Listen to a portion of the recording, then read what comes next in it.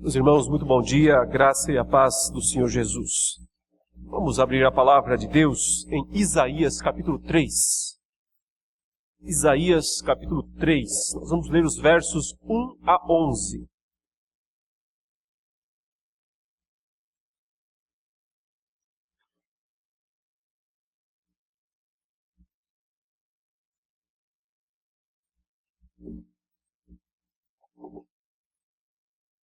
Isaías capítulo 3, versos 1 a 11, a palavra de Deus diz assim: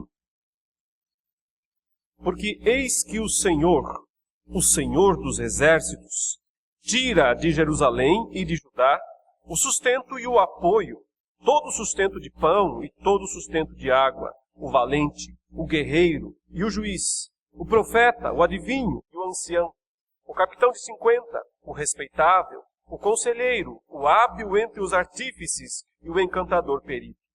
Dar-lhes-ei meninos por príncipes, e crianças governarão sobre eles. Entre o povo, oprimem uns aos outros, cada um ao seu próximo. O menino se atreverá contra o ancião, e o vil contra o nobre. Quando alguém se chegar a seu irmão e lhe disser, na casa de seu pai, tu tens roupa, sê nosso príncipe, e toma sob teu governo esta ruína. Naquele dia levantará este a sua voz, dizendo, não sou médico, não há pão em minha casa, nem veste alguma, não me ponhais por príncipe do povo. Porque Jerusalém está arruinada, e Judá caída, porquanto a sua língua e as suas obras são contra o Senhor, para desafiarem a sua gloriosa presença. O aspecto do seu rosto testifica contra eles. E, como Sodoma, publicam o seu pecado, e não o encobrem.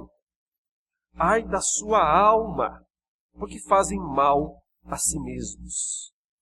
Dizei aos justos que bem lhes irá, porque comerão do fruto das suas ações.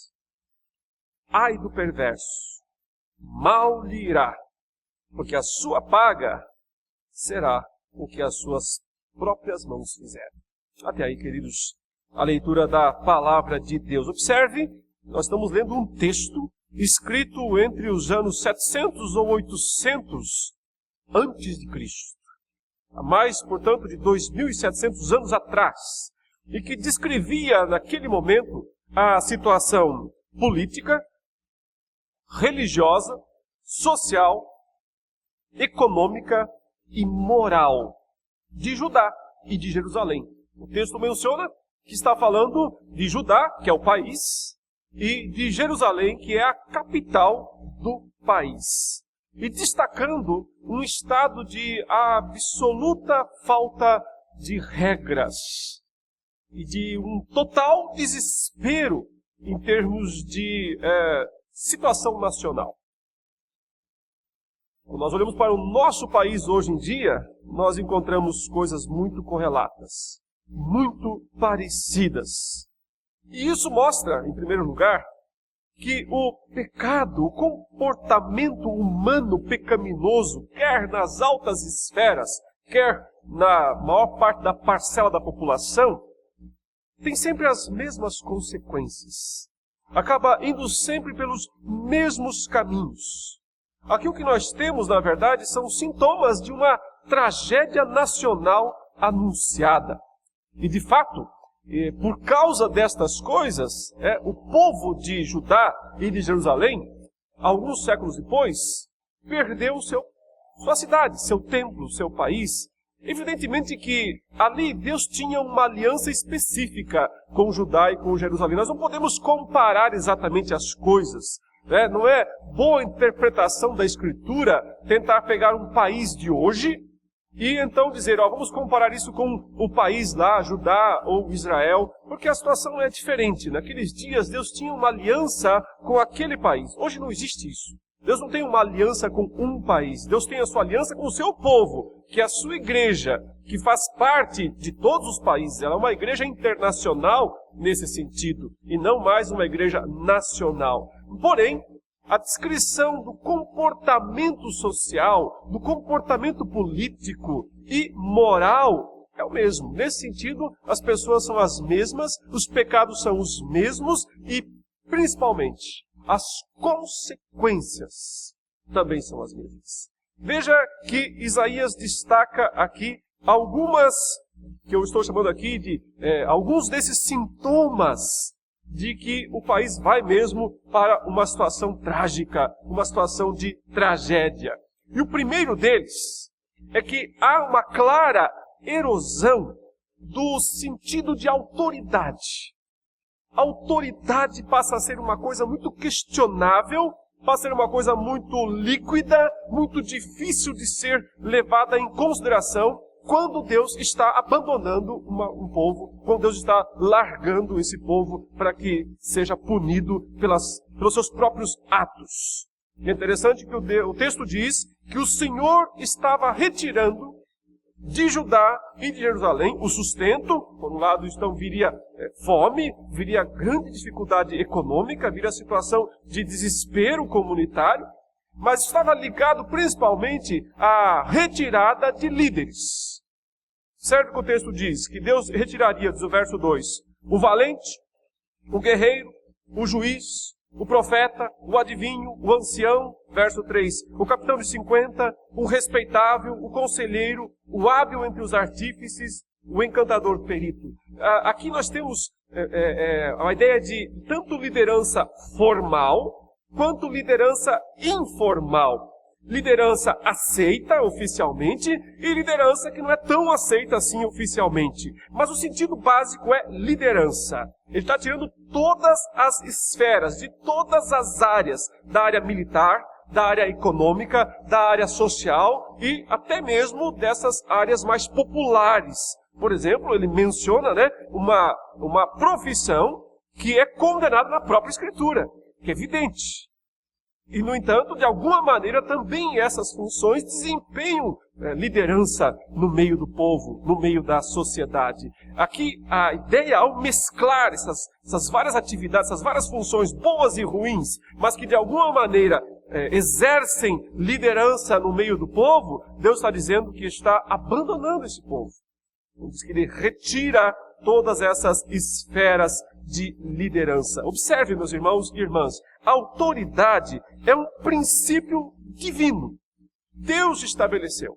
A autoridade é uma das maneiras que Deus proporcionou para que a vida humana se desenvolvesse neste mundo. É um conceito santo, em primeiro lugar. O próprio Deus, a própria Trindade, tem uma relação de autoridade entre si. Autoridade não significa que a pessoa que ocupa o posto de autoridade é melhor do que as que não ocupam. Não é essa a questão. É apenas a função que é de destaque. Se você olhar, por exemplo, a relação trinitária, Pai, Filho e Espírito Santo, nós não podemos dizer que o Pai é mais importante do que o Filho, ou que o Filho é mais importante do que o Espírito Santo. Existe, em questão de essência, uma completa igualdade na relação trinitária, Pai, Filho e Espírito Santo. O Pai não é mais eterno do que o Filho. O Pai não é mais glorioso do que o Filho. O Filho não é mais poderoso do que o Espírito Santo, ou mais digno de louvor e de glória do que o Espírito Santo. A essência é a mesma. Mas há subordinação de função. Então o Filho diz, eu estou aqui, neste mundo encarnado, para fazer a vontade daquele que me enviou. Ou seja, eu respeito a autoridade dele. A autoridade dele se impõe sobre a minha, e eu respeito. Então o Filho se submete ao Pai. O Espírito Santo se submete ao Pai e ao Filho. O próprio Jesus disse, o Espírito que eu vou mandar, ele não vem para fazer a vontade dele, mas a minha. Ele não vem para falar de si mesmo, mas de mim. Então há uma subordinação de função do Espírito ao Filho, do Espírito ao Pai e do Filho ao Pai. E, por outro lado, uma prerrogativa de autoridade do Pai em relação ao Filho e ao Espírito Santo. Isso é uma coisa divina, é de Deus. Deus estabeleceu essas relações de autoridade.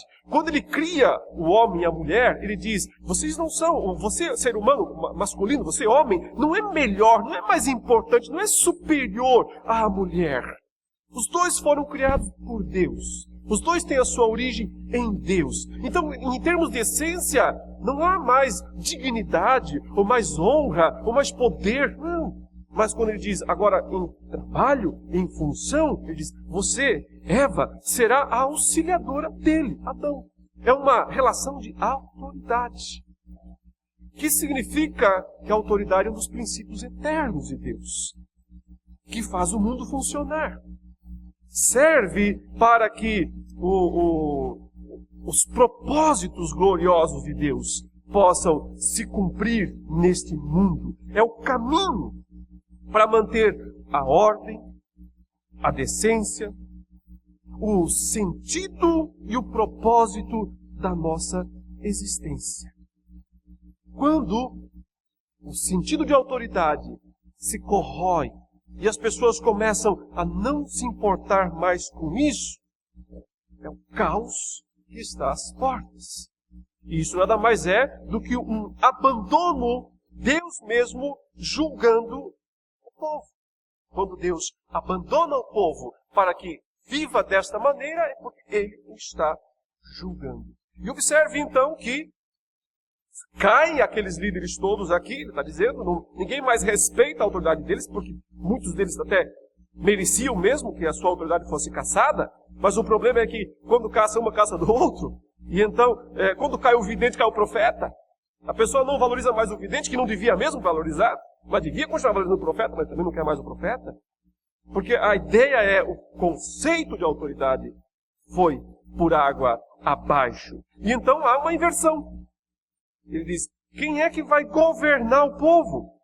O verso 4 diz, dar-lhes-ei meninos por príncipes, e crianças governarão sobre eles. Ou seja, governadores, governantes imaturos assumem o posto, que não têm condições de administrar porque não têm experiência, não têm maturidade. Mas como todo o conceito de autoridade aqui eclodiu, então a ideia é assuma o primeiro que estiver aí disponível. Então o primeiro princípio aqui, o primeiro sintoma de uma tragédia nacional é quando nós vemos o conceito de autoridade se diluir na sociedade ou na igreja. A igreja também se rege por um conceito de autoridade. Não é autoritarismo, não é ditadura. É autoridade legítima. É a autoridade que emana de Deus e da sua palavra para o bem do seu povo, não para o benefício de um ou outro indivíduo. Isso é autoritarismo. A autoridade é um princípio divino, santo, que tem o objetivo de manter o povo em paz, em segurança, seguindo o princípio, o propósito que Deus estabeleceu para ele. Em segundo lugar, o segundo sintoma que o texto nos mostra de que a tragédia está anunciada é um estado que vai crescendo cada vez mais de desrespeito generalizado entre as próprias pessoas. Observe que os versículos 4 e 5 destacam isso. Entre o povo, diz, oprimem uns aos outros, cada um ao seu próximo. 2 vezes ele repete isso, uns aos outros.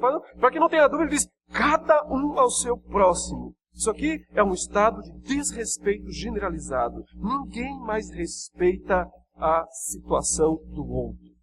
Todos acham que têm plenos direitos de fazer o que quiserem, de dizer o que quiserem dizer e de agirem do modo como acham que devem agir. Porque é esse o ponto. Quando a autoridade mina daqueles que deveriam exercê-la, quem assume para si é o próprio cidadão, é o próprio indivíduo. E ele passa a achar que ele tem a palavra final e que ele é o juiz que vai decidir todas as coisas.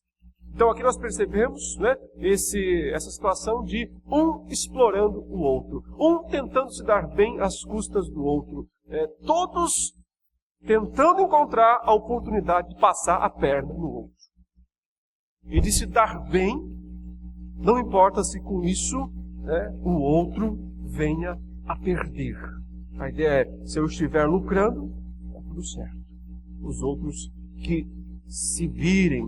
E aí vem duas situações que retratam a total inversão de valores, inversão de princípios. Quando ele diz, o menino se atreverá contra o ancião. Em Judá, em Israel, isso aqui é o cúmulo dos absurdos. Porque uma das grandes proclamações, dos grandes estandartes da fé veterotestamentária é o respeito para com o ancião. Mesmo que esteja errado. Respeita-se. Pode-se questionar, pode-se falar, mas sempre se respeita. Sempre se respeita a idade, sempre se respeita as cãs. Né? Que é uma expressão bem do Antigo Testamento. E aqui o texto diz, não, o menino, aquele que é um menininho, ele vai lá e desafia, ele se atreve contra o ancião. Um estado, então, de completa inversão de valores. E o texto diz, e ouviu, e aqui é a palavra mais baixa possível, para descrever o caráter de uma pessoa, ouviu o salafraio, podemos dizer assim, um termo mais atualizado, se atreve a discutir, a questionar o nobre. Então, quando alguém que é abertamente reconhecido como errado, se acha no direito de se levantar e defender os seus direitos, é porque realmente todos os conceitos já acabaram. Não há mais qualquer noção de certo ou errado, de justiça ou de injustiça, de verdade ou de mentira. E aí, se você quer um exemplo muito atual disso, é só você olhar os comentários que se fazem nessas reportagens nos sites, nas redes sociais, e as pessoas lá defendendo fulano ou a pessoa lá defendendo, dizendo, não, mas por torcida. Como quem torce para um time, não importa se esse time joga bem ou joga mal, o importante é que tem que torcer para esse time. E aí as discussões, as falas muito extremamente exageradas. Mas observe, em terceiro lugar, os versículos 6 e 7 descrevem uma situação muito perigosa, mas que pode acontecer como decorrência dessas duas até agora. O desespero faz com que qualquer um possa ser tido como um líder. O desespero faz isso. Veja que o verso 6 diz, quando alguém se chegar a seu irmão e lhe disser, lá na casa do seu pai, veja, ele não tem nem casa própria, está na casa do pai dele. Então, a ideia é essa. Vai procurar a pessoa, ele está morando na casa do pai, mas você tem roupa. Você tem roupa. Seja o nosso príncipe. E toma sob teu governo toda essa ruína. Isso parece mesmo ser uma consequência da diluição do conceito de autoridade, do desrespeito que reina entre as pessoas, e então qualquer aventureiro, qualquer pessoa pode alcançar o posto de líder, desde que ele tenha um pouquinho, ele tem uma roupa. Ele se veste bem, aqui a ideia é, ele se veste bem, já está bem recomendado para ser o líder dessa ruína. Por quê? Porque está tudo em ruína mesmo, então qualquer um pode governar. Mas observe que este aqui, nessa figura, que isso é obviamente uma ironia do texto, o texto usando isso como uma descrição irônica da realidade, mas esse aqui tem uma boa reação. Ele diz, espera aí, não, eu só tenho um terninho aqui, nada mais.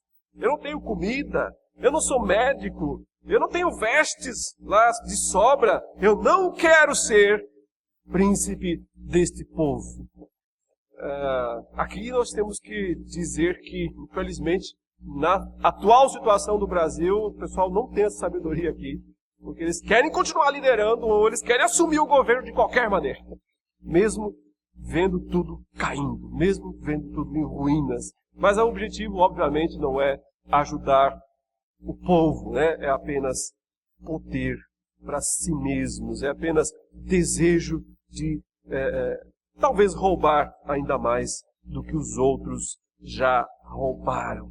Mas o ponto aqui é que nós temos uma situação perigosa, quando então qualquer um pode ser o líder, qualquer um pode assumir, basta que ele tenha um pouco mais, e pode ser pouquinha coisa mesmo a mais do que os outros. Mas finalmente os versículos 8 e 9 nos trazem o coração do problema, a raiz do problema, onde está de fato o problema. Porque Jerusalém está arruinada e Judá caída. Porquanto, veja aí, duas coisas: a sua língua, o que fala, portanto, e as suas obras, o que faz, portanto, são contra o Senhor. O que falam, o que fazem. Falam e fazem contra o Senhor. E olha que expressão que vem em seguida. Para desafiarem a sua gloriosa presença. Então, quando o ser humano conduz o seu modo de falar e de agir num claro desafio a Deus, um desafio contra o Senhor. Ele não para por aí. Olha o que ele acrescenta no verso 9. O aspecto do seu rosto testifica contra eles. Então ele diz, olha, a expressão do rosto deles já mostra o desafio, o quanto estão empedernidos, o quanto estão endurecidos, o quanto estão assumidos nos seus pecados. O aspecto do rosto deles testifica contra eles, e como Sodoma, aquela cidade da antiguidade, né, que se orgulhava das suas práticas pecaminosas, e como Sodoma publicam o seu pecado. Publicam o seu pecado. E olha que nem sequer havia naquela época Facebook e outras redes sociais onde as pessoas podem tirar uma selfie, né, e colocar ali a sua própria dureza de coração exposta de uma maneira quase que universal. Mas ele diz aqui, esse é o problema. Publicam o seu pecado e não o encobrem. É claro que encobrir o pecado não é bom. É uma coisa necessariamente boa. Evidentemente que a melhor situação sempre é de confessar, de reconhecer o pecado. Mas quando se encobre, pelo menos se tem vergonha. Esse é o princípio. Quando o pecado é encoberto no meio da sociedade, então as pessoas, isso é hipocrisia. Não deixa de ser hipocrisia. Mas o sujeito é hipócrita porque tem um pouco de vergonha. Agora, quando não há mais vergonha nenhuma, então não precisa mais de hipocrisia. Quando não há mais vergonha nenhuma, não precisa de máscara. Porque hipocrisia é colocar a máscara e disfarçar. Quando se disfarça é porque se tem um pouco de vergonha ainda. É ruim, é péssimo, mas ainda tem um pouco de vergonha. Agora, quando tira a máscara do carnaval e diz, eu estou aqui, não tenho vergonha de mostrar quem eu sou e o que eu faço, então esse é um estágio ainda pior. É uma situação ainda pior do que a da máscara, a da hipocrisia. E o ponto destacado aqui é este. Publicam o seu pecado, não o encobrem.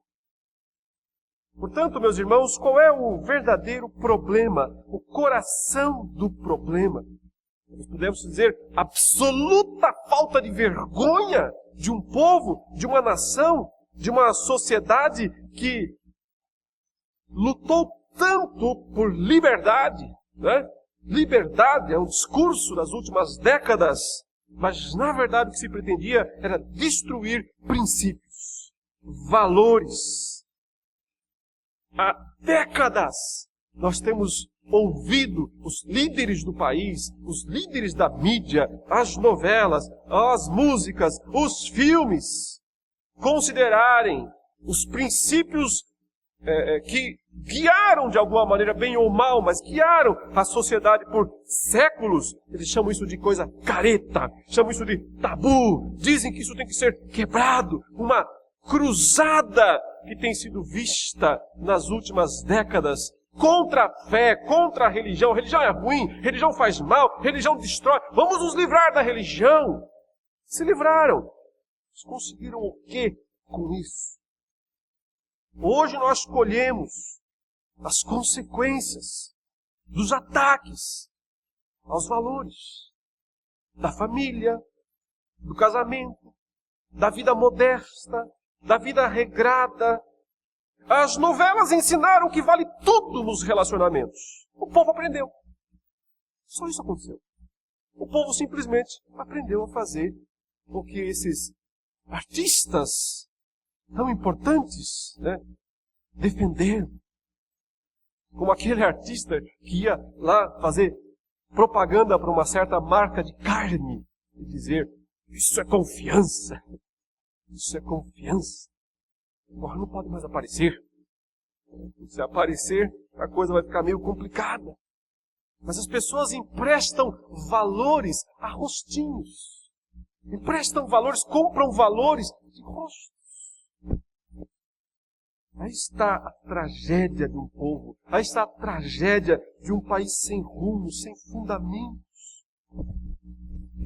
Porque não quer, e aí que está o problema, não quer os fundamentos verdadeiros. Não quer os fundamentos da palavra de Deus. Nós temos sido ensinados nas escolas, nós temos sido ensinados em todas as esferas da sociedade que as crianças não podem ser educadas, que não se pode discipliná-las, que é maltratar fazer isso, que tem que amar, que tem que cuidar, que tem que deixar fazer o que ela quer. Aí estão os monstros andando nas ruas. Aí estão os monstros nas ruas, como um resultado claro dessa falta de autoridade, dessa falta de regra. E ainda assim, temos uma sociedade que se orgulha dos seus pecados, que escancara os seus pecados, tira selfies dos seus pecados, coloca-os em quadros e todo mundo vai lá e curte. Mas o texto diz: fazem mal a si mesmos. Porque as consequências estão ali mais do que claras. Fazem mal a si mesmos. Fazem mal à sua alma. O verso 9 diz isso.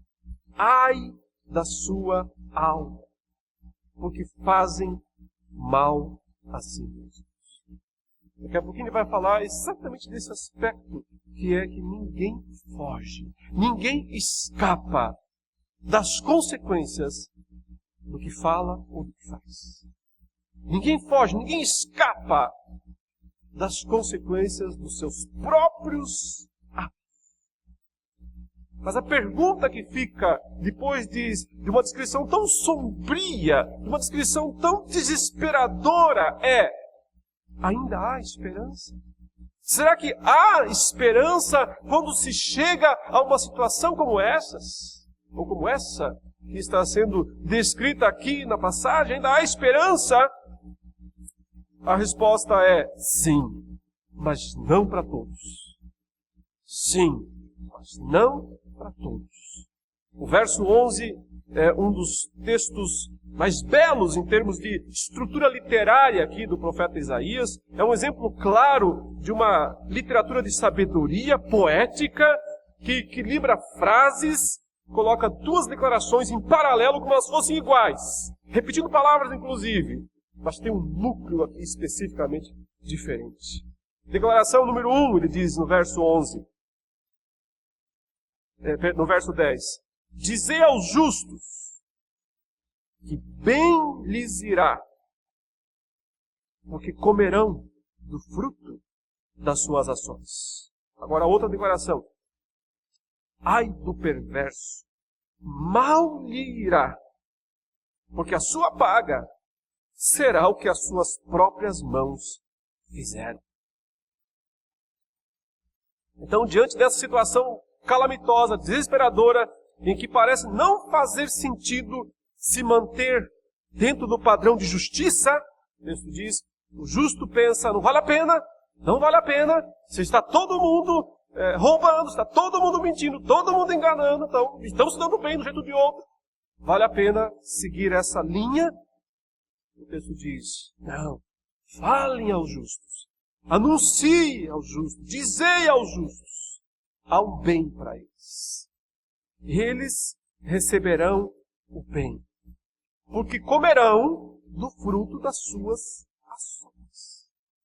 Evidentemente que, à luz dos dois testamentos, essa expressão tem que ser interpretada. Nós não estamos em Judá, nós estamos vivendo lá no 7º século antes de Cristo, em que Deus prometia e cumpriu anos mais tarde o juízo sobre os perversos no exílio, mas também trouxe de volta o seu povo tempos depois, mostrando então tanto o aspecto do juízo quanto da misericórdia.